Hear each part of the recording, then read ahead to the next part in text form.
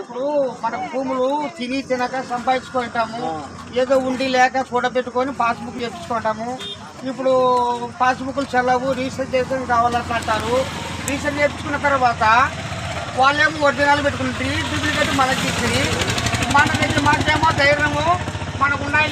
Research చేయించినాము, ఎవరు ఏం చేసుకోలేరు. మన భూములు మనకుంటాయి కదా, ఎవరు ఏం చేసుకుంటారు?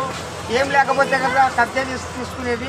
మనకు ఆధారాలు ఉన్నాయి కాబట్టి ఎవరి నుంచి ఏం జరగదు అని మనం ధైర్యంగా ఉంటాము.